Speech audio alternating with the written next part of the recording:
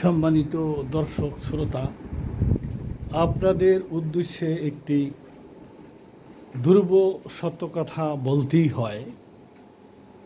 সেটা হলো, আমরা বাঙালি যারা, আমি সহ যত বাঙালি আছে, আমাদেরকে ভালোর প্রতি আকৃষ্ট করে না। নিষিদ্ধ বস্তুর প্রতি আমাদের একটা আগ্রহ থাকে। এটা আপাদমস্তক সকলের ভিতরেই। কেন সেটা আমি বলতে পারবো না। বললাম এই কারণে যে আমি কিছু ভিডিও করি। এটা ম্যাক্সিমাম 7 থেকে 10 মিনিট 12 মিনিট হতে পারে। এই 7 থেকে 10-12 মিনিটের একটা ভিডিও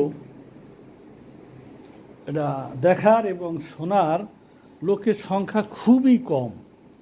নিতান্ত আমাকে যারা চিনে এবং ভালোবাসে, তা আমাকে চিনে কয়টা লোকে বাংলাদেশে। কিন্তু সত্যি কথা যেটা, একটা সুন্দরী মেয়ের ছবি কিংবা একটা অশ্লীল ছবি কিংবা যে ভিডিওর ভিতরে বিনোদন আছে, হাসি তামাশা আছে, শিক্ষার কিছু নেই, শোনার কিছু নেই, শুধু প্রহসন, শুধু উপহাস, শুধু প্যারোডি, শুধু হাসি তামাশা, এই ভিডিওগুলো মনোযোগ সহকারে শোনে এবং দেখে, সেটা 15 ঘন্টা হইলেও তাতে কোনো আপত্তি নেই। আমি কাউকে জিজ্ঞেস করেছি, বলতেছে যে বড় হয়ে যায়, অত শোনার ধৈর্য হয় না। আমি মনে মনে ভাবলাম যে হয়তো যদি অশ্লীল বেহায়াপনা বা বিনোদনের কিছু থাকতো তাহলে ধৈর্য হইতো। এখন এই যে স্বাভাবিক, এই যে এখন যে কথা বলতেছি, এরকম কথা কি 15 মিনিট শুনতে কারো ইচ্ছা করে না। এটা হলো আমাদের জাতির বিবেকের অবক্ষয়। এই অবক্ষয় এ পাল্টানের শুধরানের কোনো কথা নাই। আমাদের দেশে ইসলামিক সংগঠন আছে, তারা বলার সময় যেরকম লেকচার দেয়, বাস্তবে সেটা না। এগুলো বললে খারাপ শোনা যায়। বড় বড় বক্তা, বড় বড় নেতা এই দুর্দিনের পরেই দেখা যায় যে রিসোর্টে আর একজনের বউ নিয়া ধরা খায়, জেল হাজতে ঢুকায়। ওগুলো কোনো ব্যাপার না। সেই বিড়ালকে মারলে পিটালে শুনি যে মাচার নিচে গেলেই বিড়াল সুস্থ হয়ে যায়। তা আমাদের দেশে তত বড় বড় আলেম বলেন, যাকে যেভাবেই নাক চুবানি দেওয়া হোক, জেল হাজত খেটে আসলে তারও পদমর্যাদা, গুরুত্ব আরও বেড়ে যায়। অনেক ভিডিও দেখেছি আমি, এরকমও বলেছে যে এতিমখানার ছেলেরা মাথার ঘাম পায়ে ফেলে টাকা পয়সা সংগ্রহ করে, কালেকশন করে, সেই টাকার বিনিময়ে এদেশের আলেমরা হেলিকপ্টারে চড়ে এবং তারা ভুরি ভোজ খায়। আর পাশেই সেই এতিমখানার ছেলেরা, ওদের কপালে আসে পাতলা খিচুড়ি। এই হলো আমাদের মানবতা, এই হলো আমাদের কথার ফুলঝুরি। আমি একটু আগে একটা ভিডিও দেখলাম, এটা ভারতের ভিডিও। একটা হিন্দু ছেলে তার ব্যাগে করে খাবার বলতে সাদা ভাত, ডাল, শাক, তারপরে মাংস, মাছ, এরকম ব্যাগের মধ্যে করে, বোতলে করে পানি নিয়ে, লবণ নিয়ে সে রাস্তায় রাস্তায় হাঁটে। মানবতার ফেরিওয়ালা বলা চলে। খুব বেশি বয়সের ছেলে না, কাকিমা, দাদু, হিন্দু, যাকে যেখানে পায়, মসি হোক, ঋষি হোক, পথের ভিক্ষুক হোক, 4টা ভাত খাবেন, ক্ষুধা লেগেছে, সকালে কিছু খেয়েছেন, এই কথা জিজ্ঞেস করে আমরা এই ছায়ায় নিয়ে অন টাইম একটা প্লেট, এত সুন্দর প্লেট, মনে হয় যেন আমাদের দেশের রজনীগন্ধা যে পাইরেক্সের প্লেটগুলো, ওরকম মনে হয়।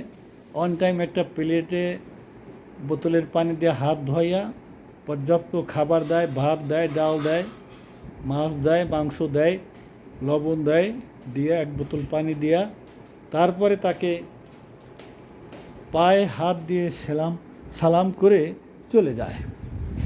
এর চেয়ে মানবতা পৃথিবীতে আর কি হতে পারে। আমাদের দেশে আসলে একটা কথা কি, আমাদের দেশে কথা হলো, যাদের কাছে আমরা মানবতা আশা করি তাদের কাছে মানবতা পাওয়া যায়নি। আমরা এই জন্য বলে, শিক্ষকের ছেলে সে তার নিজের ছেলেকে পড়ায় না, ডাক্তারের ওয়াইফের সিজার করতে হয় না, হুজুরের বাড়িতে মিলাদ হয় না, ড্রাইভার কোনো দিন গাড়ি কিনতে পারে না, রাজমিস্ত্রি কোনো দিন নিজের বাড়িতে বিল্ডিং করতে পারে না। এই কথাগুলো একেবারেই ধ্রুব সত্য। আমরা যাদের কাছ থেকে যেটা আশা করি সেটা পাই না। আমি নিজে এ পর্যন্ত তিনটা স্কুলে প্রধান শিক্ষক হিসেবে দায়িত্ব পালন করেছি, এবং আরও বাংলাদেশে নামি দামি 3টা স্কুল, মোট 6টা স্কুলে আমি শিক্ষকতা করেছি। আজকে আমি আমার শিক্ষকতার দ্বার প্রান্তে চলে আসছি। সরকারি বেসরকারি নিয়ে প্রায় 37 বছর, 38 বছর হয়ে যাবে যদি পুরা চাকরিটা করতে পারি। তো আমি দেখেছি যে নামি দামি 2টা স্কুলের টিফিনের দায়িত্ব যারা ছিল, আমি অডিটর ছিলাম, কিন্তু টিফিনের দায়িত্ব যারা পালন করেছে তাদের ভিতরে আমি সততা পাইনি। যে শিক্ষককে টিফিনের দায়িত্ব দেওয়া হয়েছে তিনি টিফিন সাপ্লাই দিতেন, তার থেকে এক ধরনের কমিশন নিতেন। স্যাম্পল টেস্টের নামে তার সাপ্লাই সেন্টার থেকে অনেক টিফিন, নামি দামি টিফিন স্যাম্পল হিসাবে বাসায় নিয়ে যেতেন এবং তাদের কাছ থেকে একটা কমিশন নিতেন। এবং যিনি প্রধান শিক্ষক হিসেবে ছিলেন, যে কোনোভাবে তাকে খুশি রাখা হতো যাতে ওনাকে টিফিনের দায়িত্বটা দেওয়া হয়। সততা পাইনি। একাধিক শিক্ষককে দেখেছি, ফেরেশতার মতো চেহারা, মনে হয়েছিল এদের কাছ থেকে সততা পাবো, কিন্তু না, আমি ছিলাম টিফিনের ভাউচার অডিট করতে। এরকম অনেক দেখেছি। 500 টাকার বলকে 11,000 টাকার বল, এরকমও আমি দেখেছি ভাউচার শো করেছে। তো সত্যি কথা বলতে অপ্রিয় হয়ে যেতে হয়, নীরবে অনেক সত্যকে সহ্য করেছি। আর সাহাকেতু আনিল হক ওয়া শায়তানুল আখরাস, এই হাদিসের বিরোধিতা হয়ে গেছে। তো আমি তবে একটা সত্য কথা, যে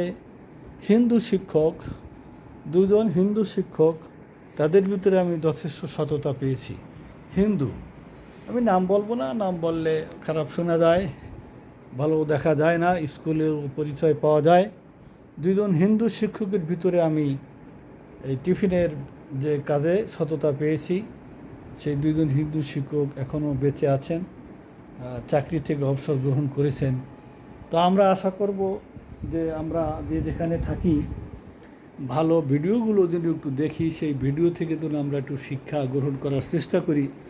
শুধু হাসাহাসি তামাশা বিনোদনের ভিডিও খুঁজি, আপনার মনে হয় কি আমি হাসি তামাশার ভিডিও তৈরি করতে পারি না? পারি, কিন্তু এটা তো আমার বিবেক বাধা দেয়। আমার তো বেমানান না, আমি তো ভিডিওতে নিজের ছবি দিচ্ছি না, তারপরে তো আমাকে কেউ না কেউ চিনবে।